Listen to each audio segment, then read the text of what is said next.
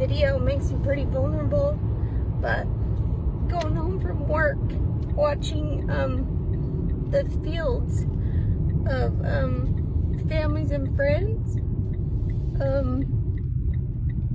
looking over at their pivots that aren't going, of their potatoes that are starting to come up, and their beets that are starting to come up, and seeing the pivot not going, it's pretty hard. Something needs to happen, and thinking about the fines that they're gonna have to pay, that maybe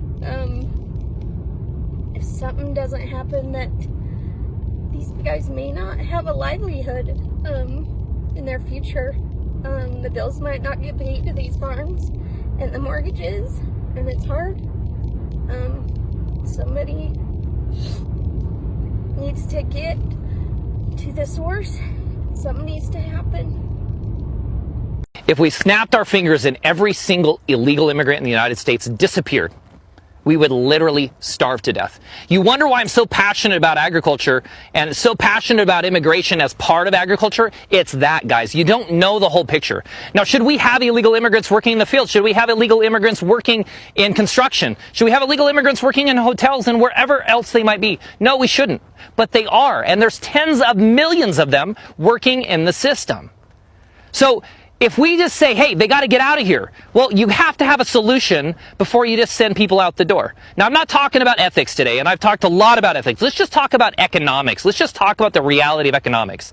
You send 10 million people out the door that are filling 10 million roles in the United States, and 80% of those people are working in agriculture. What do you think is going to happen? Do you think you're going to eat tomorrow if there's all of a sudden not people there to harvest, to pick, to pack, to drive the tractors, to do everything? Pretty quick, you'd find yourself without any food in your mouth, any food in your stomach, and you would be starving to death. That's why I'm so passionate about it, because we can't just be stupid. We have to have a solution. The ethics aside, I'm frustrated by the ethics because I know the people that we're talking about, but I think you still want to eat. So no matter what, we got to look at a solution and not just complain about all of the people who are here illegally, because you'll starve to death without them. So that's what we got for American farmers, is zero empathy. We want them to fail. That's what you're saying out there. That's what Americans are saying right now is, well, you know, next time you'll vote the right way, or that's what you get for who you voted for. That, to me, I want to say it doesn't sound very American of people, but here lately, that's all we're doing is complaining.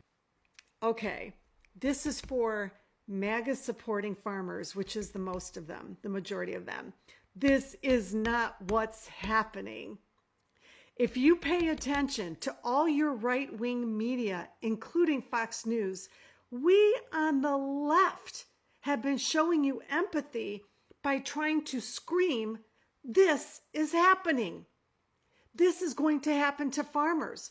We did it before you elected him, and we've been doing it after he was elected. I can't tell you how many videos I personally made after you elected Trump, where you are being destroyed. That's what empathy is. And it's not a lack of empathy when we just want to stay out of the way of letting the consequences of your actions take root. You're asking us as taxpayers to bail you out. We were bailing you out through U.S. aid and so many other Democratic funded programs. And we were happy to do that. We want those back. I don't see one MAGA supporter demanding that U.S. aid be funded again, because that's what kept a lot of you guys afloat. We on the left have been screaming for that. But if you want to talk about a lack of empathy, it's not going over our heads that you had no empathy whatsoever for our LGBTQ community and what was going to happen to them if you won your election. You had no empathy for transgender people, and those include kids with families who love themselves, each other, families, tight families, going through a hardship like you guys are as farmers. You didn't show empathy for them. You didn't show empathy for women who are being pushed now into this purity culture and this Charlie Kirk warped vision of making us just baby-making machines. You showed no empathy for brown-skinned people trying to earn a living, being thrown to the ground and beat up and kept in for-profit prisons that are benefiting Republican donors. You showed no empathy for any of them. But you're going to come on here in your high fucking horse and tell us we're the ones that don't show empathy.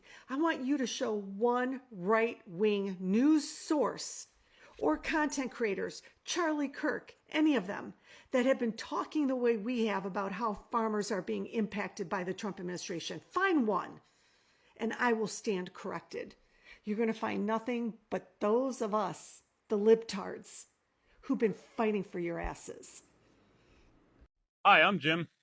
And I'm Peter, and we are Plumper Farms. My dad and I have been doing this for over 28 years, and we are not sure we can do this for another 28.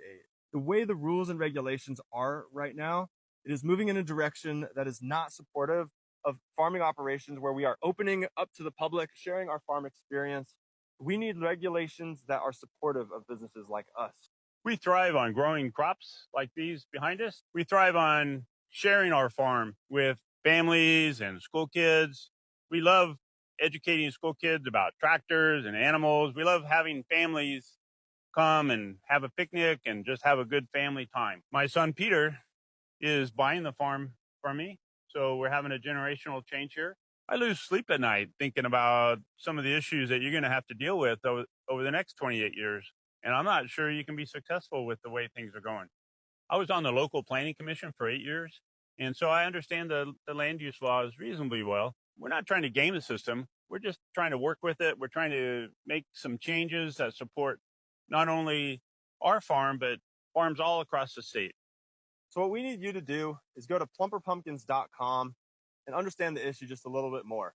It'll just take 5 minutes for you to reach out to your regulators and representatives, email the governor, and most importantly, we need you to reach out to the DLDC by this Friday. That is the due date for them to receive public comment. You can learn more about it on our website so you can understand what we're talking about, but small farms like ours are under threat, and we would really, really appreciate your support. Rural America, I hope you're watching. Farmers and ranchers, I hope you're watching, because you're being gaslit right out of existence. Hey guys, my name's Will. This is the Back 40, and let's talk about it. Nothing summarizes, nothing epitomizes, nothing represents the gaslighting that's happening to farmers and ranchers in rural America better than the Chinese trade deal that was announced today. Can you imagine a situation in rural America at any job you hold or on any farm and ranch in this country where you could be praised, lifted up, and put on a pedestal for creating a problem, blowing up the entire economy by creating that problem, backing away from your stance that created the problem, and in the end, claiming a victory because you had to back down? That's exactly what just happened today. In rural America, farmers and ranchers, I hope you're watching, because all of America is going to pay the price, but you're going to pay a very special price. And the media plays along. Headline after headline today that Trump got his trade deal with China. And oh, what a trade deal it was. He raised the tariffs to 145%. China pushed back, raising reciprocal tariffs of their own. Farmers and ranchers lost $1.6 billion in beef sales. And Australia stepped in to fill the gap. Markets that will not come back again. Are you listening, farmers and ranchers? Up to 80% of corn crop exports gone. 37 billion metric tons of soybeans sold overseas, gone. Brazil, which used to sell China 13% of their row crop reserves and consumables, now sells them 43%, and those markets will not be back. Pork sales down. The threats of fowl sales, chicken, turkey, etc., going down. And what did we gain as a result? The administration admits that China gave up not one single concession to get this deal. Not one. All that happened is that the two sides agreed to lower these tariffs and to back off for 90 days, at which time they would begin to start talking about the longer term issues. So again, just to summarize, we raised tariffs on China 145%. China reciprocated and raised tariffs on the United States. Foreign markets went away that will never come back again. And billions of dollars in American agricultural sales are gone forever. All of it. All of it. So that the president and this administration, which understand agriculture and rural America about as much as I understand brain surgery and how to walk past a Shoney's all-you-can-eat breakfast bar without dipping into the biscuits and gravy, all so that they could claim a victory based on giving up, turning tail and running, rolling away with no wins, letting the Chinese show us up on the world stage, and caught in the wake, standing there in the diesel smoke, breathing in the fumes of failure, are the rural people of this country and farmers and ranchers, who more than any other group will suffer the consequences of what just happened over the past 3 months.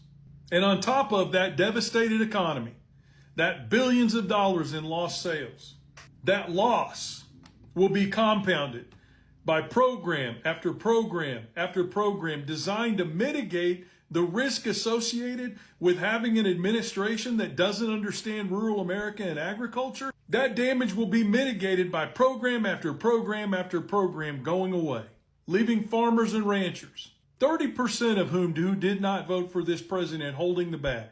Many of them left with a hole in their farming and ranching budgets of anywhere from $10,000 to $300,000 because they signed a contract promising them that if they improved their operations, they'd be reimbursed for a proportion of those expenditures. Frozen, gone.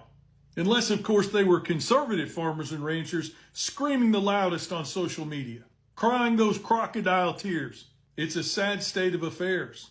And it doesn't matter if you're a Democrat, a Republican, an independent, or if you wouldn't touch politics with a 10-foot pole, you're going to suffer the consequences of this bad deal. It's time to wake up.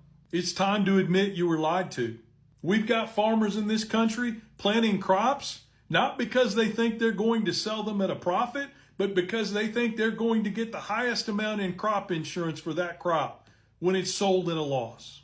It's time to wake up. It's time to put these culture wars aside and start voting in our best interest, because how much longer do we have with Wall Street and corporate ag and international companies standing on the sidelines waiting to buy up our small farms and ranches as they fail? As bankruptcies increase, as farmer and rancher unalivings increase in this term just like they did in his last term, it's time to wake up. Join us here at the Back 40. Go to the Back 40 Official, allspelledout.com, and join us in this fight. We can't lose very many more battles like this. We can't lose our farm programs. We can't lose SNAP in rural America. We can't lose Medicaid in rural America. We can't lose infrastructure investment in rural America. We can't allow reverse Robin Hood, where money is taken out of our rural schools and given to kids that are already attending private schools. The harm that will be done will be incalculable in rural America. And I, for one, am not going to stand idly by and watch it happen. And I want you to join me in the effort. It's time to stand up. It's time to put labels aside. It's time to do the right thing. Y'all notice all these cattle ranchers up in arms today? They are suddenly mad because the beef market has dropped since Trump is talking about some Argentinian beef. Oh, now they're upset. Now they want to talk about save the American farmer, right? See, this is what happens when racism runs the economy instead of logic. They voted for a man who sold them a fantasy that their white skin was going to be economic policy, and that somehow legislating harm and voting for harm towards black, brown, and immigrant communities was going to bring back the good old days, right? When America was great. But here's the gag. Capitalism don't love y'all either, boo-boo. See, Trump is not loyal to the American farmers like y'all thought he was. He is loyal to profit margins. What happened to all that? Oh, he's a businessman. He's a businessman. Y'all were excited about that. And if it's cheaper to import beef from Argentina than to pay y'all's fair rate in Texas, Kansas, Ohio, wherever, then baby, he's gonna sign and seal that deal and watch y'all's family farm fold like a cheap lawn chair at the county fair. See, they thought voting for Trump meant putting others back in their place. All they did was put themselves in a chokehold of their own making. Because, hey, when you vote for oppression, baby, you don't get to choose who gets crushed first. That ain't how that works. See, that's what I mean when I say racism is expensive. It costs the worker, it costs the farmer, it costs the nation. See, they didn't realize they were sacrificing their own economy to feed their hatred. And now they're on here crying about losing markets, losing subsidies, losing land. And I can't even muster up a tear. Where was all this worry when it was our communities losing everything? So to all the Make America Great Again farmers, baby, welcome to the America you built, the America you voted for. America where greed don't know color and baby loyalty don't pay. Because Trump ain't y'all savior, baby. He's your landlord. Ooh. So we need to talk about this Georgia farmer that did not vote for Donald Trump. And now the county, 60% of the citizens that voted for Donald Trump and whose officials are all Trump supporters, took over 225 acres of his farmland through eminent domain. They've given him 90 days to vacate his cattle and all of his equipment. They've already got the engineering firms and the construction companies showing up on his farmland. He's being literally bulldozed. Not only did the majority of the county vote for Donald Trump, all of the officials behind this decision support Donald Trump. The other entity behind this is Georgia's Department of Transportation, which is also run by Trump supporters. And what's sad is this farmland contains centuries-old pecan groves. They're plowing right through this. And there's not going to be any public jets there. This isn't for public transportation. This is for use by wealthy white millionaires and billionaires who can afford private jets. So this is where I want Georgia taxpayers to pay attention. You're paying for the rich white man's private airport with 47 million of your tax dollars. And it gets even worse. You and I are paying 40 million of it through a grant that Trump's FAA is giving to them. So we're paying for these wealthy white men to have their fun on a private airport and take away the land of a farmer who did not vote for this. He's made it very clear that he's never voted for Donald Trump, that Trump policies have done nothing but hurt his farm and his business. And this is the ultimate pain. And I just have to say, all of you Trump supporters that are all about, we love the farmers, America first, you guys let Jeff down. You let Jeff down. Racism is expensive. All of us farmers have officially fucked around and we have officially found the fuck out now, guys. I am on the verge of bankruptcy. I'm on the verge of tears. Overnight, all of my help fled. My help, out of fear for their safety, their lives, they fled. And now I am left out here standing in my unharvested carrot field. It is January and I'm in Kansas, and this is when carrot harvest goes in Kansas. This field should be full of workers, but all my workers left. And who the do you think is to blame for that? Every single one of them left. Now I have to by myself try to fill that truck with a load of carrots in one day, and I can't do that, guys. I have to get these carrots to market by next week, or my contract is terminated. This is $936,000 worth of carrots right here, and I can't pick them by myself. If they're unharvested, I will get kicked out of that contract, and I will get sued by the Planters Loves Carrots company.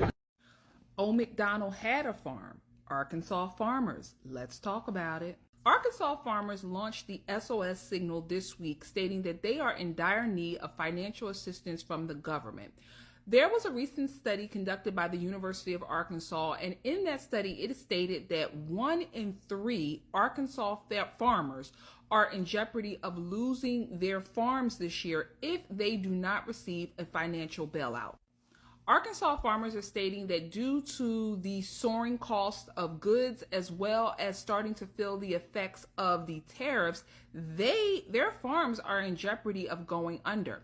In an article that I was reading in Yahoo Finance, a gentleman got on there and said that he was a 6th-generation farmer, and this year he has decided to throw in the towel, and that his son, who would have been a 7th-generational farmer, will not inherit the farm because he has to sell. He cannot compete with the soaring cost of the economy. And the ironic thing that I read in the same article was that many farmers, I think it was about 70% of farmers, were in favor of the tariffs. Many believe that the long-term benefits of the tariff will help them out. However, right now, they're struggling and they need some funds.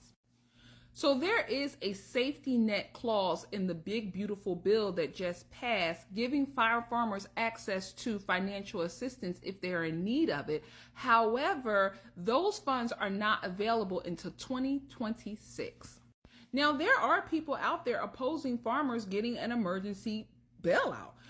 Those opponents who are against giving farmers this an emergency bailout cite things such as the student loan crisis, meaning when the average American, let's just say Mary Sue down the street, is drowning in student loan debt, that person would not be eligible, or there are no bailouts or funds ever available to him or her in those situations. So why is it that when farmers who are businesses or corporations or the car industry or whatever need a bailout, they are quick to say that they want government assistance to help save them? However, when the average American is requesting a bailout, a financial bailout, or even with this emergency economy being the way it is with so many people laid off, how about extending unemployment insurance for those individuals who are in that situation as well? So what determines who gets a bailout? What is the criteria, or who qualifies? So get down in the comments and let me know what you think about that. Do you think that the Arkansas farmers should receive a bailout to help save the food industry in this country? Or do you think that the good cream rises to the top? Another thing that comes to mind when I was reading this story is that what will probably happen is when these farms are going under, major corporations will just sweep in and purchase all of these small individually owned farms. Some may say that's a good thing. Some may say that that's a bad thing. I want to know what you think about that. If you found any value in this post, please make sure to like it. And if you're not following the Black Death Society, what are you waiting for? So first off, we're going to talk to Casey here. He lives right in this area. He's going to be directly impacted by this reservoir. And we're going to find out his story and his wife's story and their family history a little bit. So first of all, they're going to put in a 68,000 acre reservoir, supposedly, right? Yeah, 66,000 as it stands right now from Region D. By taking the land, we're talking about a forced sale. So they're trying to force you guys to sell it. Force us to sell to them, in which, you know, here, these lands, a lot of it goes back, you know, into the 1800s in these families, and this land's it is not for sale at any price. Mm-hmm. There's not a price on it. It's not for sale. But they will force us, if this goes through, they will force us out. They'll either take it, eminent domain, and just take it, or we'll have to take what they offer, basically.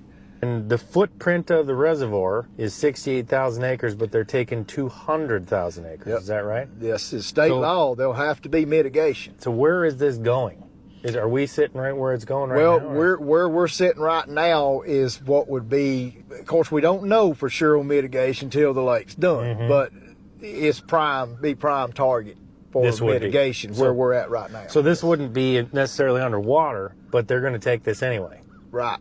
This will go for mitigation. It's going to join it. It is bottom lands. It's highly fertile bottom lands, and it'll be gone. What would you say is the biggest issue facing your community? Right now, it's basically all of our small town farmers getting pushed out for bigger corporations. I mean, there's 15, 20 farmers that I know personally that are now getting pushed out to all these big 2,000, 3,000 cow barns. These small town guys, that's all we've got. We had a 5-generation dairy farm. Milk prices dropped so hard we had to sell all of our dairy cows. We lost our big income right there. Big corporation, you know, they lose 30 cents a gallon. It's not a big deal, but down here, we lose 30 cents a gallon. That's feed for a winter. That's food on our tables. What do you think could address this problem? the only way we can really be able to do it is if there's any sort of funding we can get from the government. Help us out. You know, we're struggling here. What do you think about Trump? Oh, I support Trump. He's bringing us back to where we should have been. All these immigration laws, I have nothing against when they come in legally, but when they're jumping borders, they're hurting us right there. I mean, they're taking jobs away from us. What is the biggest issue in your community? I would say probably just grocery prices. There's a lot of families in town where, I mean, some nights their kids don't even eat, so it's bad. Do you have an idea of what could lower them? People say the tariffs are like super high and that's what's causing it, but I think long-term tariffs are a smart plan. What do you think about Trump? I think he's a great dude. Help getting like illegals out and stuff. That's good. Mostly his one-liners to like get a good laugh out of that. Why would you say the Democratic Party doesn't represent you? I feel like kind of crying about too much, you know? Well, I just feel like the Democrats, they like to help out the bigger and the richer. They're more worried about all of our richy rich and not the working class people. In the last 4 years when we had Biden in there, our national debt increased by so much, especially for that Ukraine war and all that. We've got U.S. vets in on the streets. We can't help them, but we can send billions over to Ukraine to help people that aren't even U.S. citizens. The Democratic Party is just like too giving when it comes to war. I think the country would be in a lot worse place if Kamala was our president right now. This is the first time in my life farming that I still have crop in my bins that I can't sell. Basically what we're getting out, a bushel of corn or a bushel of rice, would be like you making $5 an hour and trying to pay your bills at home. Mexico and China are the two biggest rice buyers for the United. They buy more rice off of us than anyone, and when they stop buying rice, we have nowhere to go with the rice. It won't be a trickle-down effect. It will be like flushing a toilet if the ag industry collapses. Totally 100% dependent upon the Lord Jesus Christ. I surrender it to Him. As a black farmer, I'm glad that we rejected the $12 billion bailout for farmers, because it's not really going to go towards farmers, is it? It's going to go towards big food like Monsanto. And on top of that, it's only a political ploy. Donald Trump is trying to secure the votes of all those white farmers who have the same old Confederate flags and MAGA flags they had on their properties. Those people will not learn. They will continuously vote against their own interests, because at this point, it's clear Donald Trump is not the guy. A lame duck. And on top of that, tomorrow the Epstein files drop. All this just to secure your vote in farm country. And it's very interesting how people always say black people want welfare, and we rejected the welfare. But the actual welfare queens, the white farmers who've been given land, money, and animals and everything else, oh, they love it. Funny how things work out, ain't it? Call me crazy, but I think it's actually wild as fuck for y'all to be asking us to donate to the future farmers of America, when if they voted the right way, the money that they were getting previously, they would still be getting, and they wouldn't be out here penny pinching poor people for money. You won't get my change. I voted for you to get money. You voted against it. Good luck in the future. Are you angry? Oh, yeah. Oh, I'm totally mad. There's no reason for it. This is absolute stupidity. This is a man-made crisis caused by Donald Trump, period. John Bartman is a soybean farmer whose family has been working Illinois land since before the Civil War. This year, his crops, diligently planted, meticulously cared for, are losing their value. This is a yield monitor. This allows me to see instantly what my yield is doing. So this is 4,134. So that's roughly $40,000 worth of soybeans that we have harvested. And a couple years ago, that was easily $60,000. So that's a major change. This is the economics. It's what we do in this country. We export food. And we can't do that right now. Soybeans are the largest agricultural export from the U.S., valued at more than $24 billion last year, 52% of which was exported to China. But this year, soybean exports to China are down 51% compared with the same time period last year. The drop comes as China stopped buying soybeans from the U.S. and an escalating trade war. President Donald Trump insists farmers will win the trade war. Posting on Truth Social October 1st, "We've made so much money on tariffs that we are going to take a small portion of that money and help our farmers. I will never let our farmers down." John Bartman is skeptical. Bailout's not going to do it. bailout, unfortunately, we need the money. Once you lose a customer like China, can you ever get them back? I sincerely doubt it. Why would they? Farmers laying awake, crying at night because they're cash strapped. Look at this. Farmers and cattle ranchers are short 150,000 workers to pick crops. Fruit is rotting on the ground. No soybean deals with China, which is 60% of what they normally sell every year. Zero deals. Farm equipment. John Deere is losing millions of dollars due to tariffs, and farmers, if they have the money, are buying used equipment. Farmers who every single time vote for this administration, and every single time, this is an exact replica, but times 10 from his first term. Farmers crying at night, and many of them, I bet you, would say they'd vote for him again. Getting exactly what you voted for. And guess what? Blackstone and JD Vance are ready to come in and swoop up your bankrupt farms. MAGA, farmers, I have zero sympathy for you. Zero. There's something happening across rural America that most people don't say until it's too late. Faiths that have been in families for generations are quietly changing, and for many farmers, it feels like they are watching a lifetime of work slip away in real time. Across small towns, conversations are getting louder about rising costs, shrinking profits, and difficult decisions no one ever wanted to make.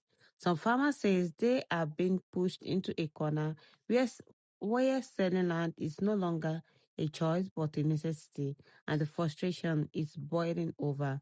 Farming has always been more than a job. It's a legacy for many rural farmers. The land isn't just property, it's identity, history, and survival all in one. But in recent time, economic pressure have made that legacy harder to hold on to. Rising production costs, equipment expenses, fuel prices, and unpredictable markets have created a situation where even experienced farmers are struggling to stay afloat. Some say they expected better support and stronger conditions after political promises were made, but reality has felt very different on the ground. As a result, reports and conversation online shows more MAGA farmers making the painful decision to sell parts or even all of their land. For many, this isn't just a financial transaction, it's emotional, it's personal, it's the end of something their family built over decades. And when those decisions made happen, frustration naturally follows. Some feel let down, others feel misunderstood, and many are asking how things reach this point so quickly. Make What makes this situation even more complex is that rural communities are not all experiencing the same outcome, while others are struggling deeply, others are adapting and finding new ways to survive in a changing economy. That contrast is fueling even more debates across social media and local communities. Before we continue, I want to sincerely thank every one of you watching, whether you have been here since the beginning or you just joined this community today. I truly appreciate your efforts. Every like, every comment, every share helps this channel grow and keep this important conversation alive. Thank you for being part of this space. Now I want to hear from you. Do you think rural mega farmers are being left behind in today's economy? Or is this simply the reality of a changing agricultural world? Drop your thoughts in the comments. I read them and your voices matter in this conversation. If you found this video insightful, make sure you hit that like button, subscribe to the channel, and turn on notifications so you never miss our next discussion. And don't forget to share this video with someone who cares about rural communities and the future of farming. Thank you again for watching. Thank you for your support. And remember, every story has the more than one side. I will see you all in my next video. Thank you for watching.